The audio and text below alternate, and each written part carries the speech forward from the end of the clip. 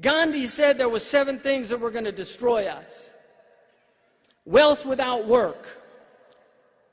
People that want to invest in a hedge fund, do nothing but put their money there, no risk. If it fails, they get bailed out by taxpayers.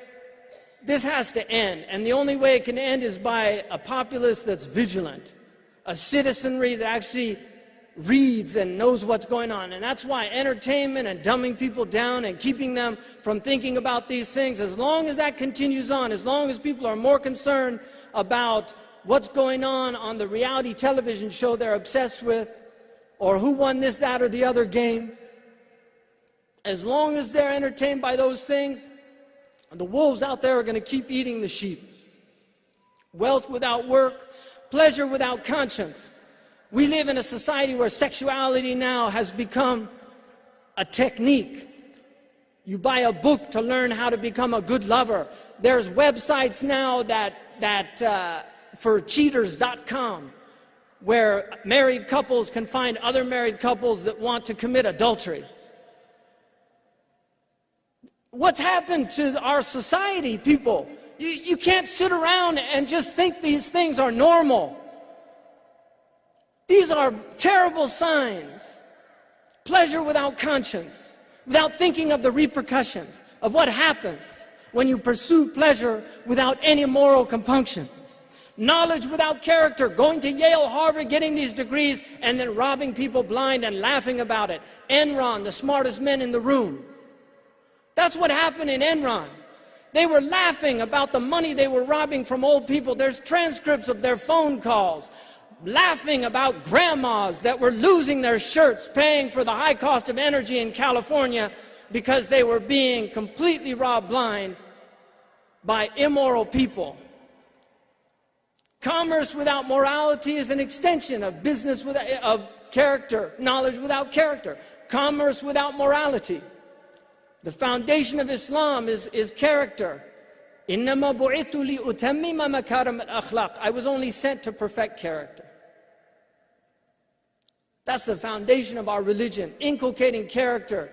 That comes from examples. That comes from living in communities where character is practiced on a daily basis. Generosity, courage, modesty, chastity, love of knowledge. Science without humanity. We've got studies here on dogs. Seriously, on dogs and cats, and I'm all for taking care of dogs and cats. When the Muslims had thriving civilizations, they had awqaf for dogs and cats. We know that. They had awqaf. Even in Fes, they had a waqf for stray dogs to feed them. But when you're taking care of dogs and cats, and you've got human babies dying, something is seriously wrong with your priorities, because in a hospital, you have what's called triaging. Every emergency doctor knows and nurse knows about triaging. If a patient comes in and their limbs off and they're bleeding out, you don't sit next to that patient talking to the guy with the headache and asking him, is it sharp or is it cutting? What type of headache do you have? You take care of the man who's hemorrhaging to death. Triaging, priorities, science. We've got all of our talented scientists developing weapons of mass destruction for enemies that are created out of thin air, enemies that are more like characters out of a James Bond film, living in caves somewhere, boogeymen that are conjured up to scare people. Are you scared yet? That was a headline on Time magazine.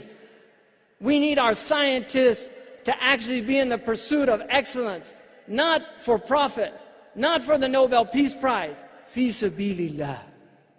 Fi sabilillah. It's a completely different set. Religion without sacrifice. Imam Zayd was talking about. Can you half submit? Udkhulu fi salmi kaffa. Enter into Islam totally and completely. Don't be half-hearted, half-baked. You can't have half submission. It's called nifaq. That's what half submission's called in our religion. It's called nifaq. La yaqumuna illa kusala. They just get up there lazy. They do it half-heartedly. And finally, politics without principle. Politics without principle. Barack Obama is from ancestry.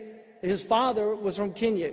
Malaria is a major problem in Kenya. It's a personal problem for him.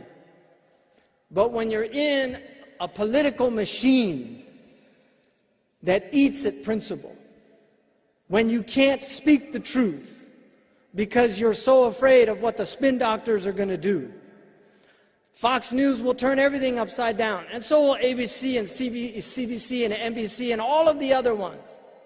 They just have different degrees of it. But I'll give you an example of politics without principle. When you don't deal with tort reform in malpractice cases, that's politics without principle.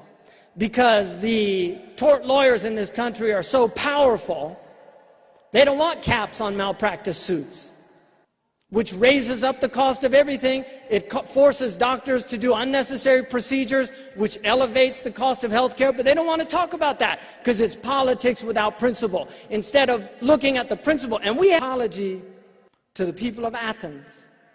If you stop worrying about the interests of the state and start worrying about the interests of your souls, the state will take care of itself. Assalamu alaikum wa rahmatullahi wa barakatuh.